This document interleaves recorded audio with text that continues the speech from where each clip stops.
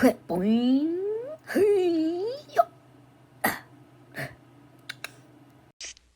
tell me, Snoops. Let me guess. You found it.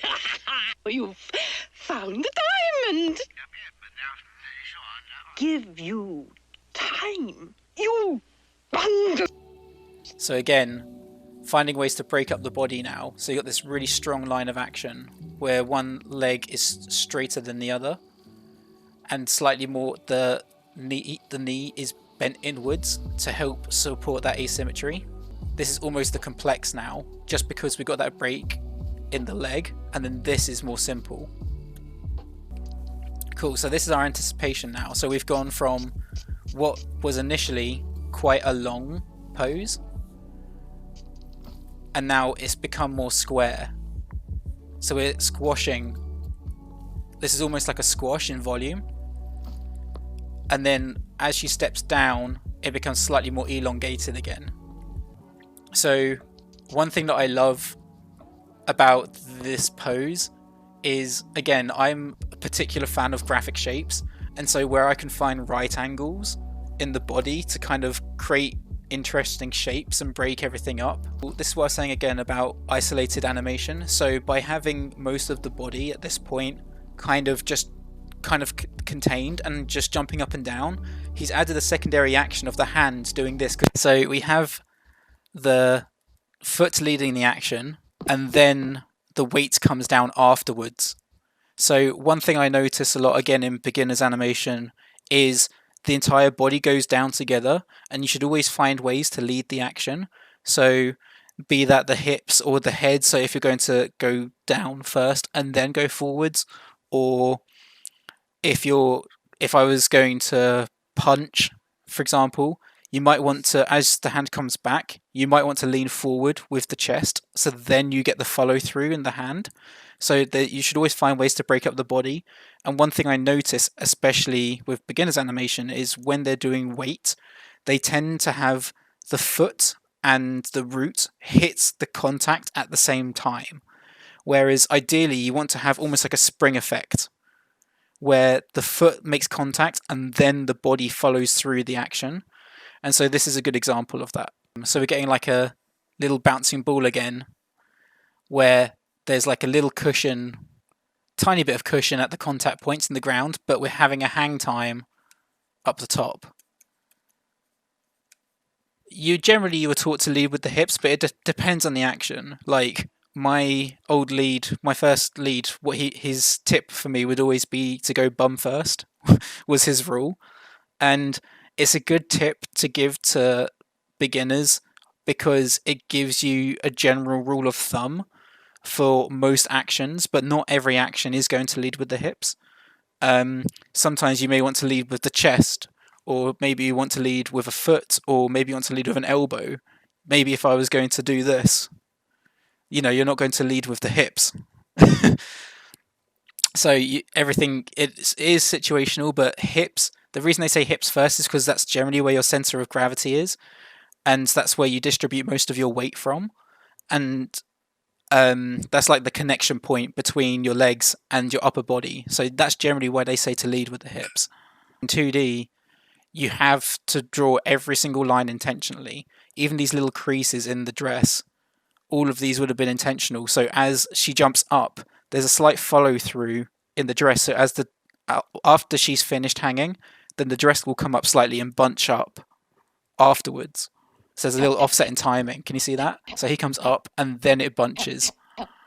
I like the spacing on the hand here because there's a nice ease out and then it just snaps onto the chair, and then the hand settles. The fingers settle after. So I particularly like this action because he's slightly now anticipating to the right with the hips. So he's swung around and then we're changing that line of action. Again, you can see how he's bringing one knee in, so he's bringing out that asymmetry in the pose.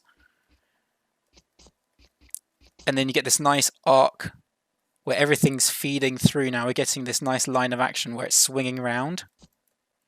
And then it overshoots here. So this is the overshoot now.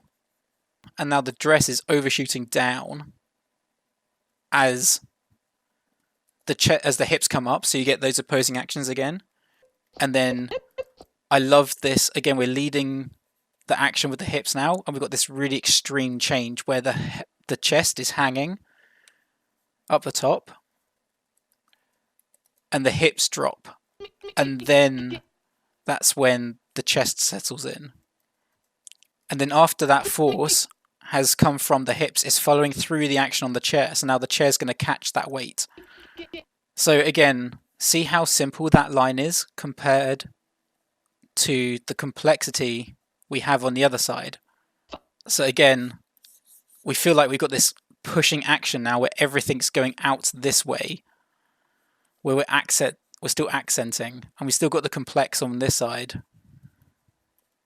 And then we've got like these it's almost like two simple lines on this side. And there's a nice, you can see how now the head is leading the action.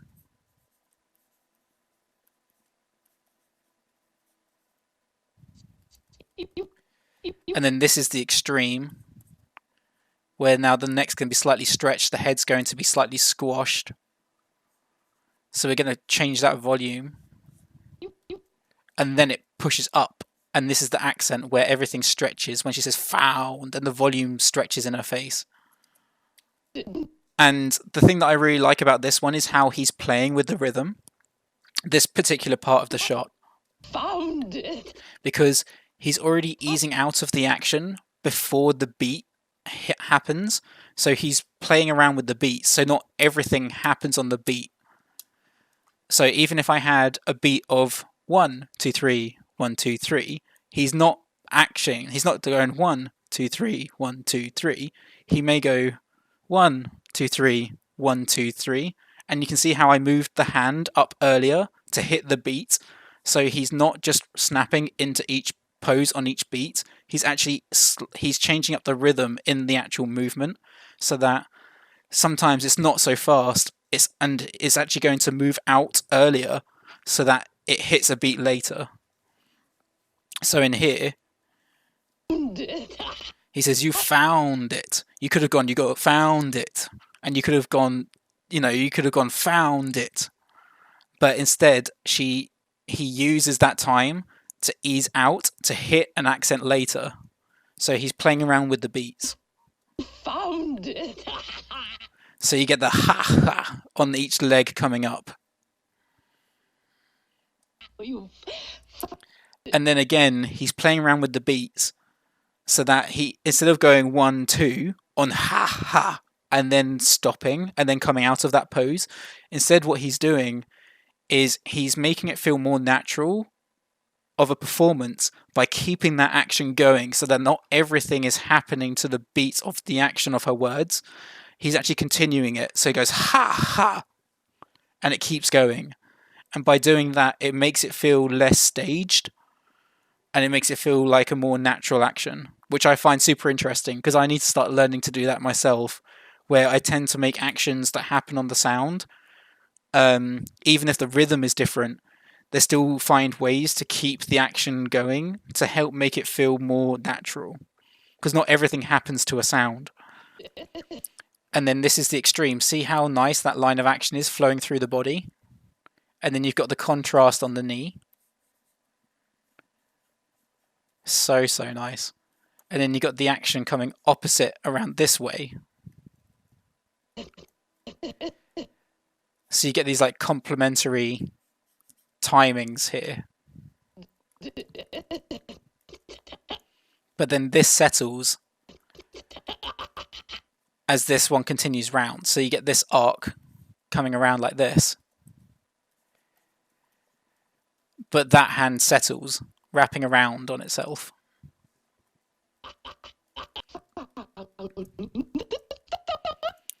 So I love this part because this is again like her thing. She's like, found the diamond, and when she's referring to like it being twinkly kind of thing, like it's a precious thing to her, so she's like, it's a diamond kind of thing.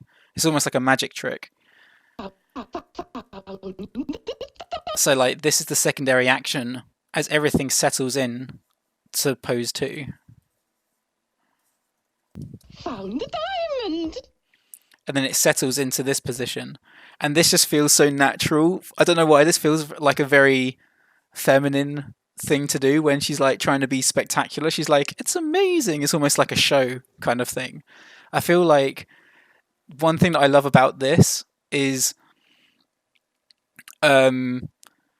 this feels very Medusa. So like you can tell by her, even the things that she wears, like Milk Carl has figured out, like he's portrayed her as though she feels like she's some kind of actor, or like she's this very important person who's almost like a celebrity, and she wears these big fur coats and thinks she's so radiant, and she's like, I'm the best thing in the world kind of thing. And so that kind of stuff, like this kind of pose literally suits her character so well. It's amazing acting. And then I love the change. So she's like, there's a massive contrast in her performance here, where she's gone from ah, and then there's a beat where she's like, wait, what? Give you time. So you can see the progression over the end of the shot. So if we've gone from this pose,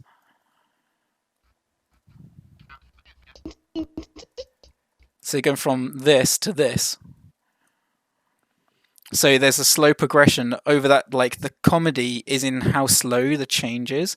So she's literally just gone from ah to what kind of thing. There's a slow build up, which is, it gives like a more comedic effect. And it starts with her blinking, just like, are you serious right now? That's kind of like the subtext. She's like, this entire time, she's like, I after all of this, like you've just built me up and now you're telling me that it's wrong. So like the subtext matters. Give you time. You can see there's a little arc in the hand where it follows through. So now we're leading with this arm coming down. And then as this settles, I'll put in here settles.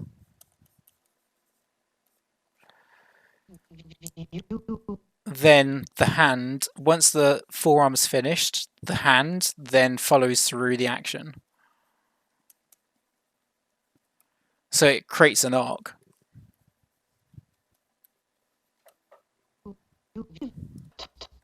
So you've gone from a T, where, again, thinking about volume in the face. So this is almost like the squash for T. For time, you can see how much there's like a change in volume in the face. And it's complemented with the eyes opening and more tension in, like, she's almost flaring her nostrils. And it's still flat on one side of the mouth and coming out wider on the other to bring out the asymmetry.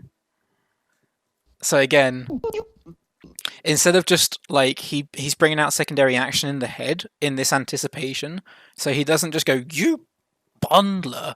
She goes, you bundler, and having the 1, 2, 3. So it's not just going 1, 2. It goes 1, 2, 3. So he's changing up the rhythm. So you've got pose 1. Antic 1. Antic 2. Breakdown. This is such a good frame. I've never seen this before, just freeze framed. So this is the breakdown. And then this is the overshoot. And then this is pose 2.